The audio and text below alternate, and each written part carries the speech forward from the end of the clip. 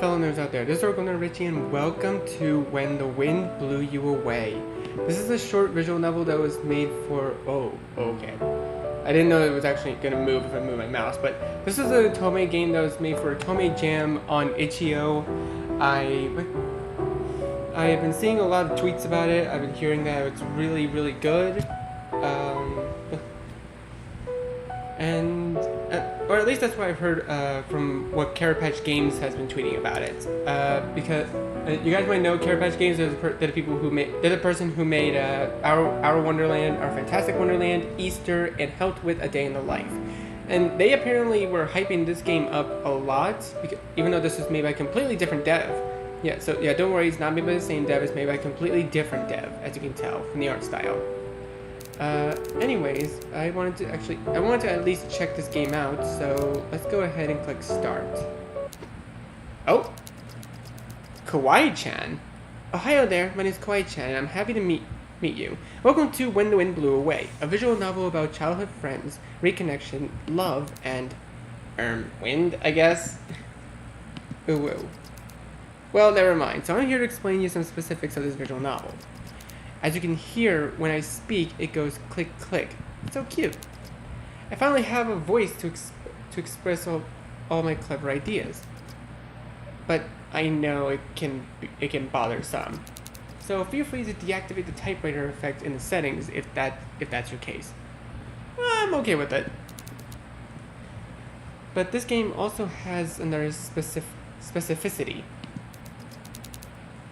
You can play with two different sprite styles, a shoujo and a painterly art style. Isn't that cool? Do you know I have an alter ego too? Let me show you. Oh? Kill me.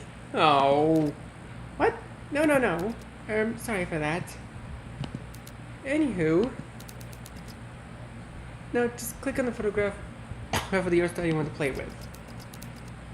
But don't worry too much about your choice. If you change your mind, you can always change the sprite style in the settings. Okay, we got shoujo style and painterly style.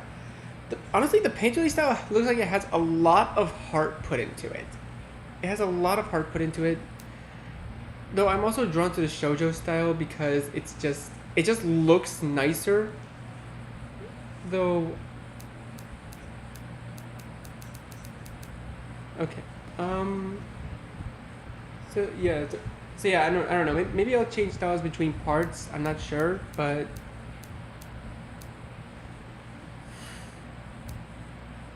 let's go with the shoujo style, just for now.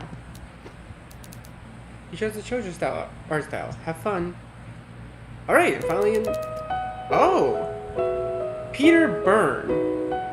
I'm the biggest tree in the forest, and no wind, no gust will bend my glorious trunk.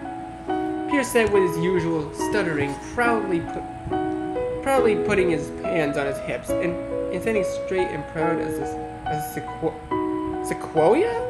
Is that a type of tree or something? I stand where I stand, and I'll never... My bad. I'll stand where I stand, and I'll never leave. He declaimed, trying to imitate a rusty old man's voice.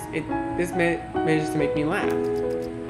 But what if the wind is stronger than you, Mr. Big Tree? Stronger than me? The old big tree? No way. I've been here for centuries. I've seen more winds than you'll ever see in your life. And look, still standing here at the top of the world. The wind can blow, but it can't take me away. He solemnly announced, showing a mouthful of teeth. But he lied. Peter did leave. He was blown away. And I mean, that's life, isn't it? Parents moving in and around. He was a child. He didn't leave me on purpose. But I've always wondered, why didn't he tell me he was moving out? Surely enough, his parents must have told him they were leaving the town. We could have exchanged our parents' phone numbers.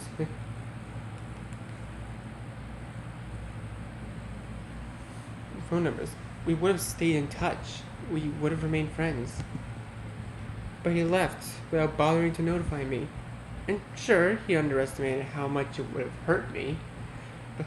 We were children after all. And everyone says that childhood friendships are bound to fade away. But somehow, I believe Peter and I could have been different. That we would last. That we were friends, soulmates, or something. But in the end, we were nothing. Just children playing pretend. Pretend to be a tree. Pretend to always stay. Pretend to be friends. When Peter left, I struggled making friends. I was always stuck with him, and him with me. We were in our own little world, in our own little bubble that nobody could burst. As years passed, I managed to make some friends, but somehow never anything as deep as what Peter and I had. And I know, it's silly to call a friendship that starts in childhood deep. Childhood friendships are deep because they start in childhood but develop over the years. Peter and I didn't develop anything, and the years have separated us. The wind won.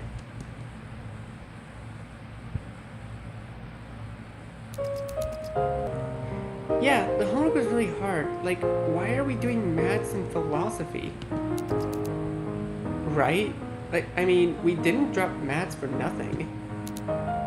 Preach, girl. I comment with a laugh while I talk with a few classmates of mine about that essay that made me stay up all night. I thought it was a university thing. It's your senior year. You like to consider preparing yourself for university. God, we don't all want to study philosophy. I sure don't. To be honest, I'm not sure I dislike philosophy all that much, but I don't really know. It feels easier to criticize with others. Nobody likes philosophy after all. I suppose I'm just a nobody, lost in a sea of other nobodies. I'm nothing special, really. Standard girl, having a few acquaintances, not having strong interests. Not since he left.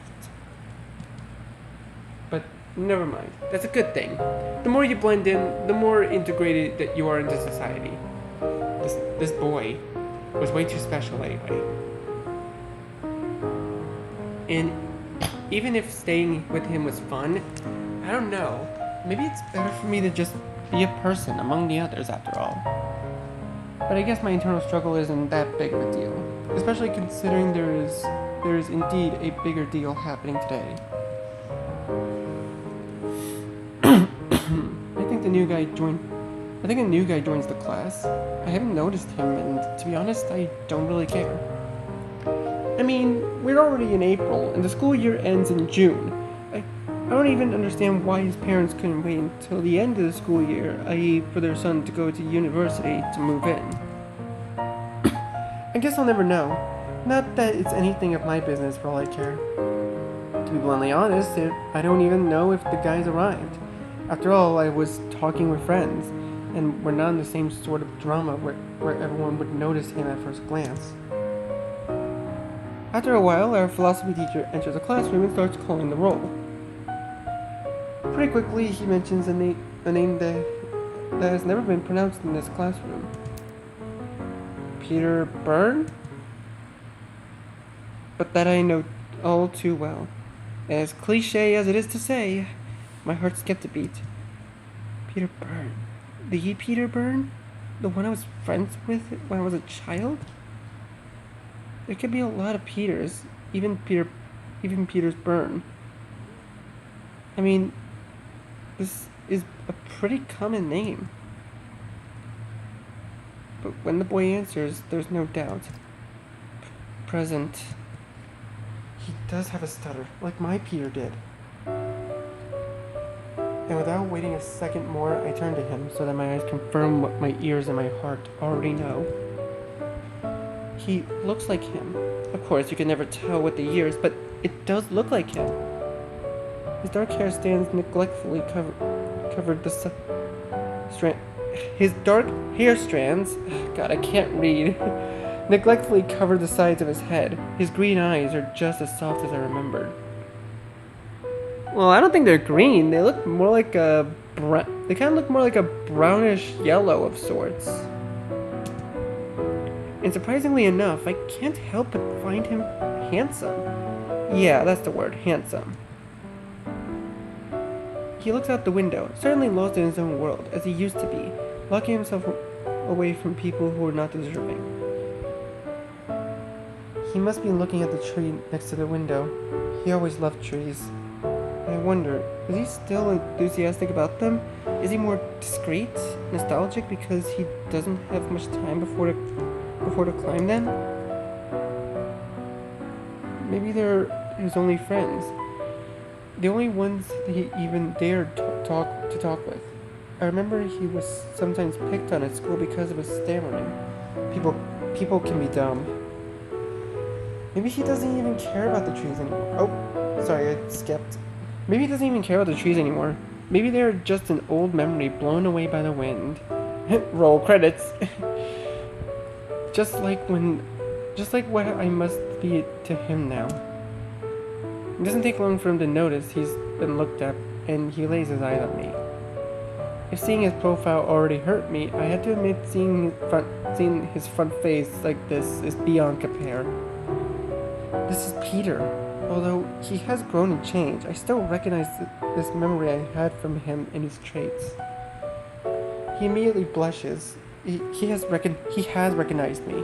He knows who I am. He knows I'm his Amanda, the one he left behind, and the one he never thought he would see again. The one who was a fleeting memory, something he would have forgotten if fate hadn't brought him to his classroom.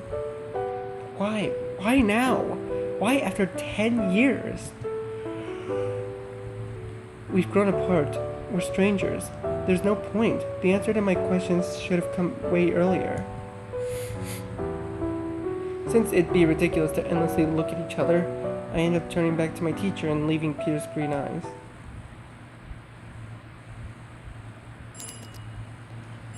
So, read Kant's text for next time. Our teacher says under the ringing of the bell, taking a mental note to try not to forget to read Kant's text. I put all my stuff in my bag and get ready to leave as everyone else.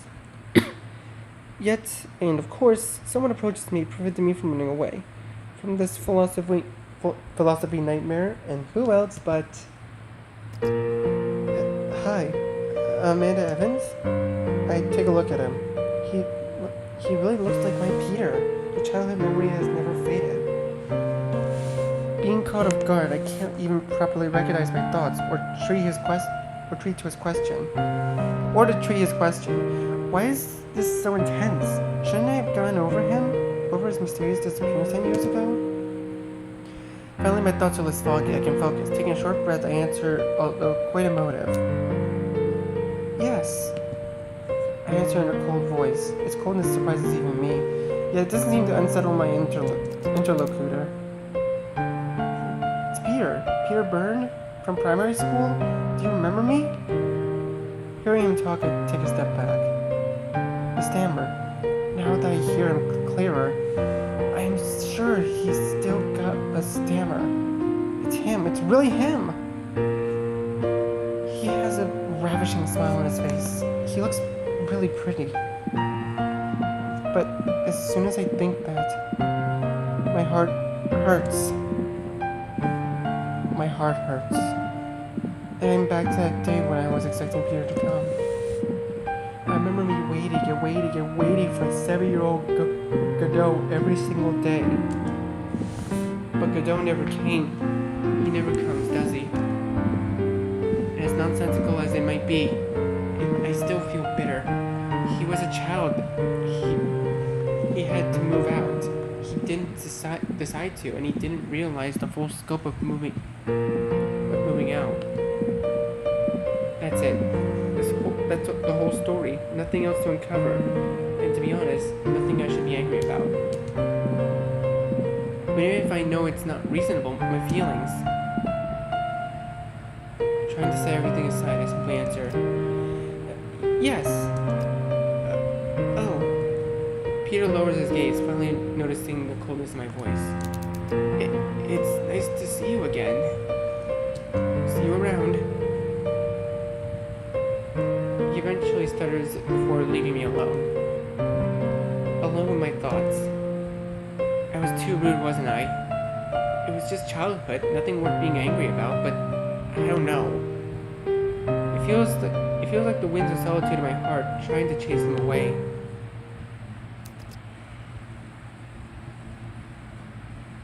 So, have you seen the new guy?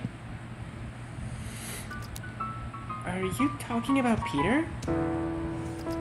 I see. Quick to remember his name? Kiara jokingly says, elbowing me with a devilish smile, to which I answer by shaking my head.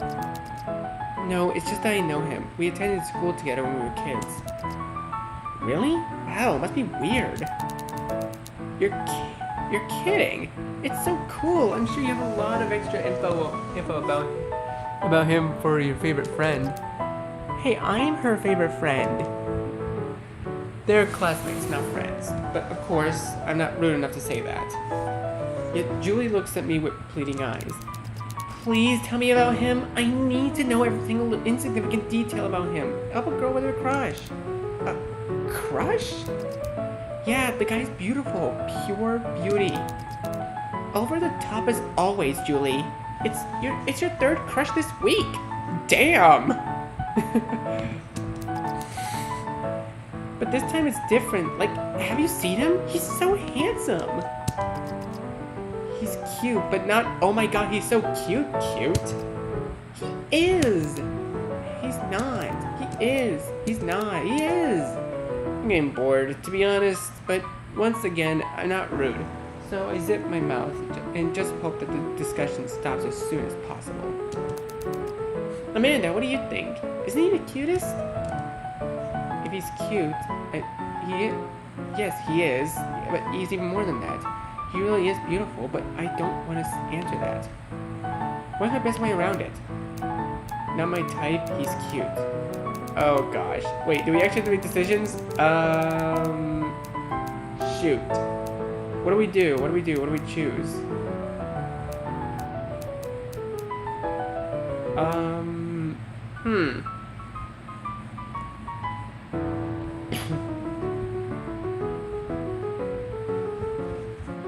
I mean, Amanda doesn't really want to get involved in this, but like,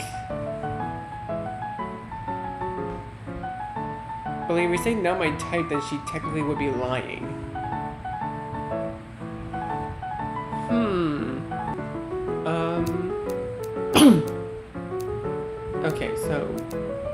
Okay, old trick, let's just save here. And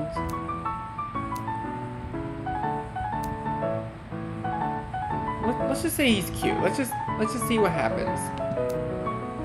He's cute. Julie puts her hand on her heart and dramatically proclaims with her tremendous lips, her tremulous lips. You're breaking my heart, Amanda.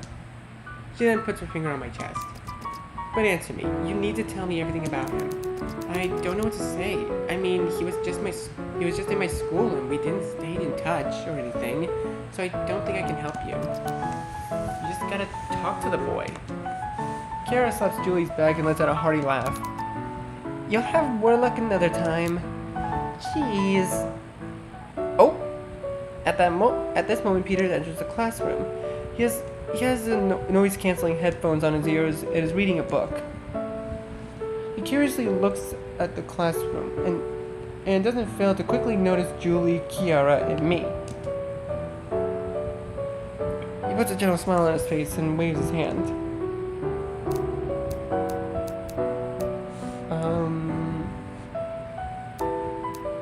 Oh, come on. Of course I'm gonna wave back. It'd be rude not to. Wave back. I naturally wave him back, but Julie quickly stands in the way, shaking her hands with passion. Peter softly laughs, but his gaze is still on me. Then he immediately goes to his seat and starts reading a book. It's true he was quite the bookworm when we were children. I suppose that hasn't changed at least. But I don't have time to lose myself in thoughts about how much Peter has changed, or not. since Julie's antics dragged me to another conversation with Kiara. 1 week later. 1 week later.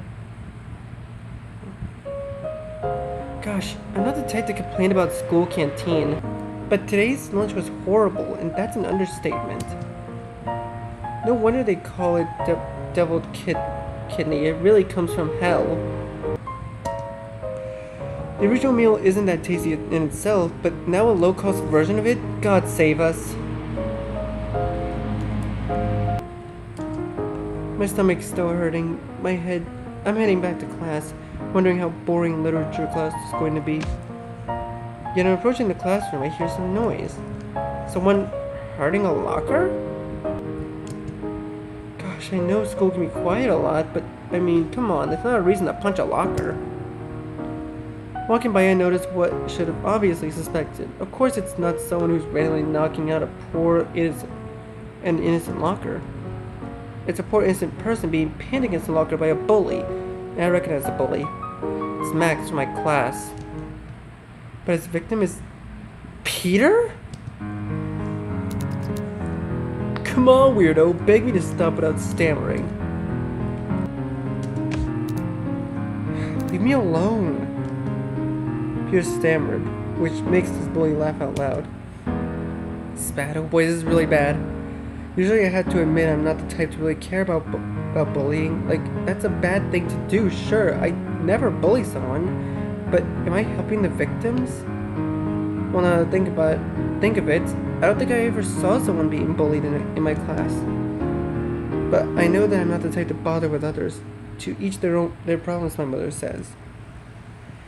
But to be honest, I don't have any major problems in my life, and I'd rather have it that way. So I guess that in terms of school interactions, I've grown kind of self-centered. Like, I don't really focus on how others behave with each other.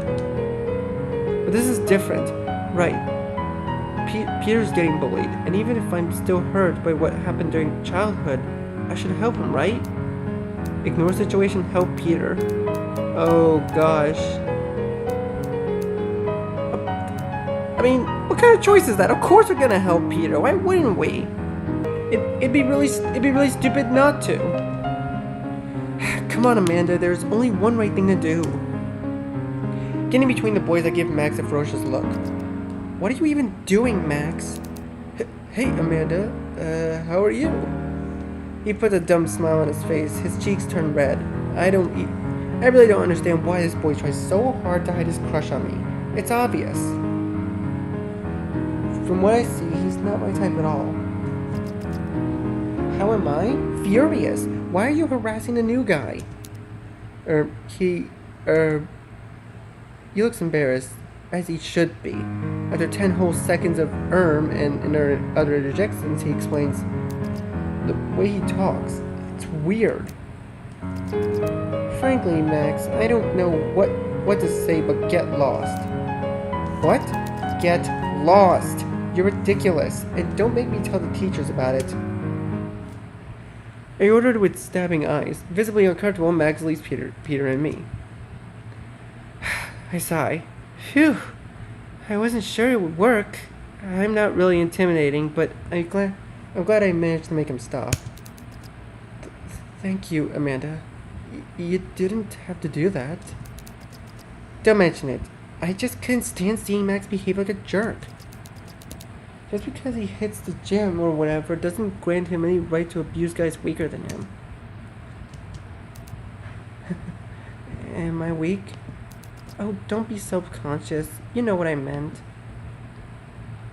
Peter can't help but gently chuckle. After that, he opens his arms but immediately closes them. Then he asks, "Is it okay if I hug you to thank you?" I give him a surprised look. Is it okay if... What? She wants to hug me? As if we were children? What is he expecting? Does he not realize that a boy hugging a girl means something else now? He knows that we're not 7 anymore, doesn't he?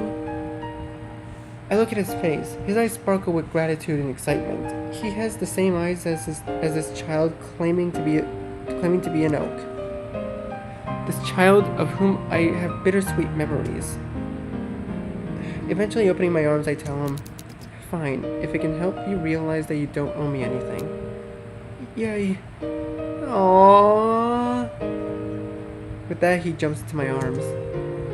He feels warm, like holding a bowl of warm soup after every day of school in winter.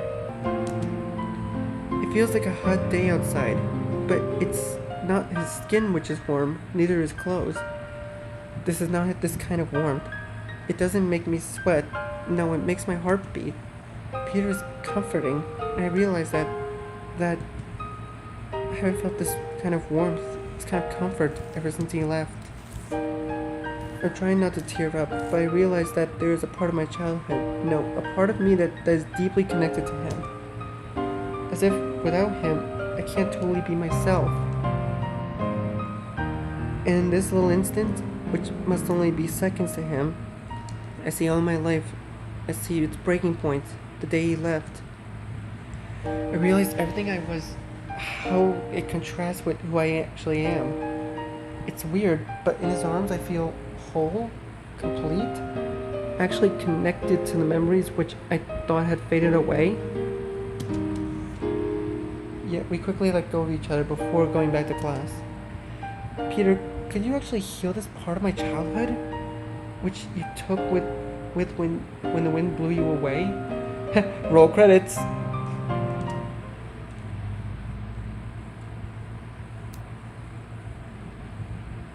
Nothing much happened after yesterday's discussion between Peter and me.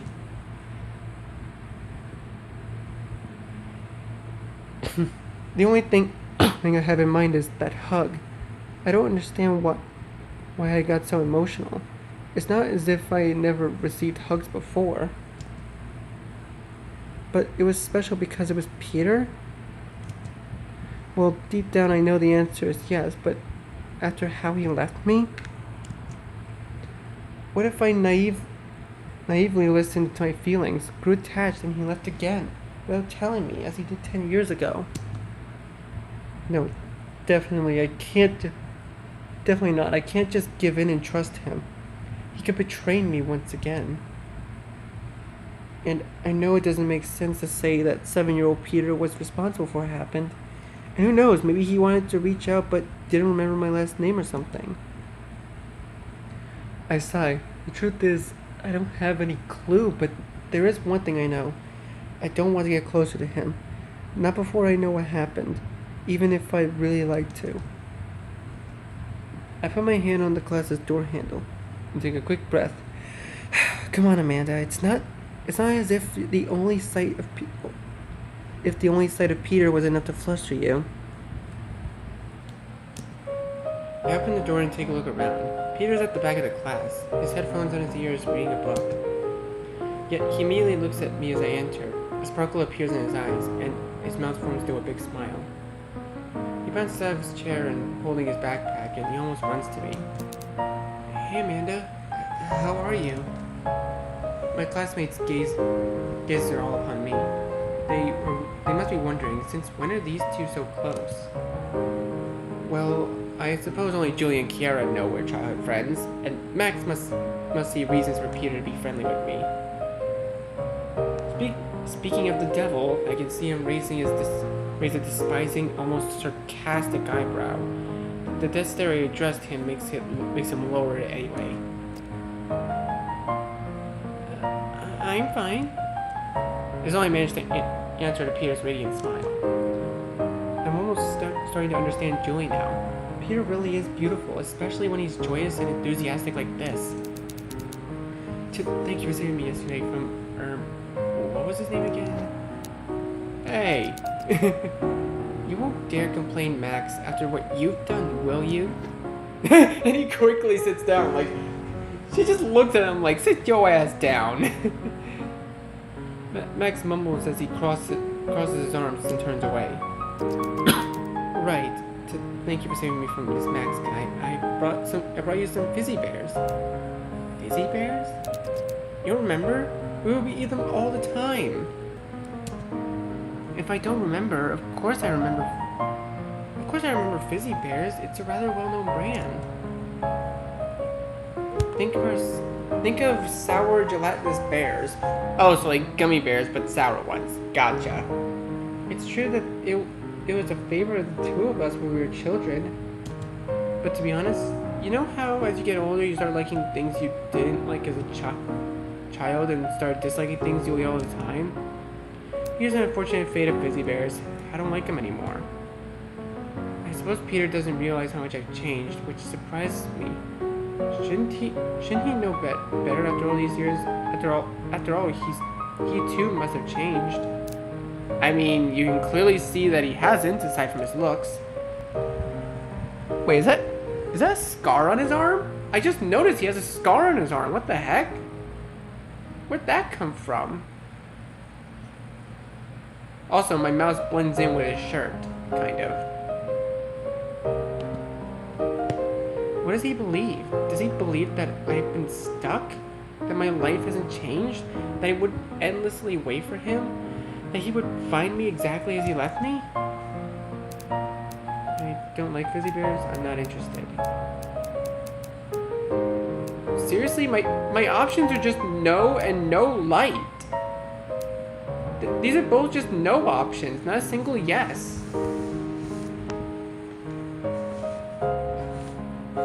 So it would... I guess I have to pick the lesser of the two rude options, but like...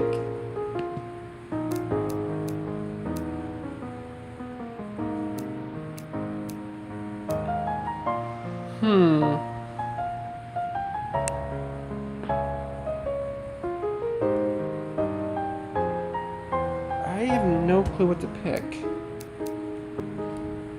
Okay, I guess we just say we're not interested. Look, Peter, I am not interested. I don't know why I phrased it like that. I'm not interested in eating fizzy bears. It's a very weird phrasing. And I realized to my own surprise that maybe I meant more.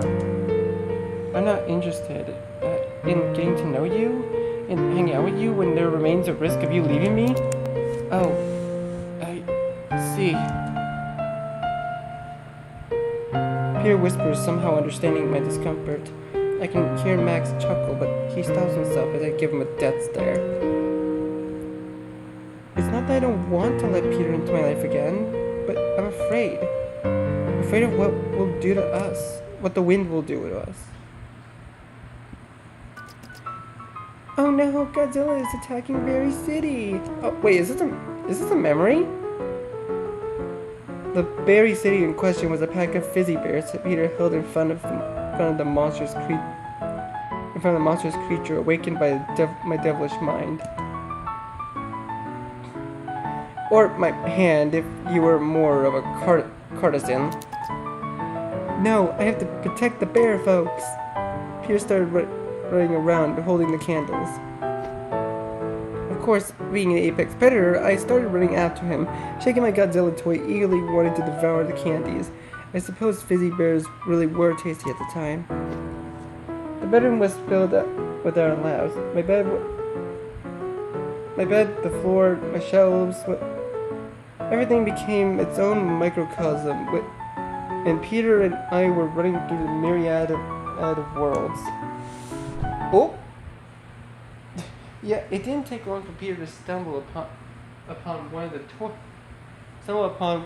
toys we had left on the ground, to spill the poor bears into the floor, putting them at Godzilla's mercy. Once again, Godzilla wins! Boar! Oh no. Peter looked surprisingly panicked, as if something terrible happened. Well, he failed to protect the fizzy bears, but it wasn't that serious now, was it? Oh no, we're in trouble. We're in big trouble, Amanda. I remember I put a hand on his shoulder. Hey, it's just a game. No, yes, I made a mess in your... Yes, but I made a mess in your bedroom. Your parents are going to get mad and... No, they won't be mad. Peter showed me an even more panicked expression, as if I had been swimming in the sea, and hadn't seen the tide coming in behind me. They will, because we made a mess, and that's being naughty, and it's all my fault. I shook my head and put a gentle smile on my face. Somehow I knew that Peter needed to be reassured. You just stumbled on Mrs. Lele. It was an accident. It happens. What? He stammered while looking at me as if I had spoken a really different foreign language. Yes, we all spill things sometimes. My parents told me that as long as we clean up, it's okay. Oh. Peter looked at his feet on the floor, awkwardly hiding his hands behind his back. Well, we should get started. Yes. Thank you, Amanda. Aww.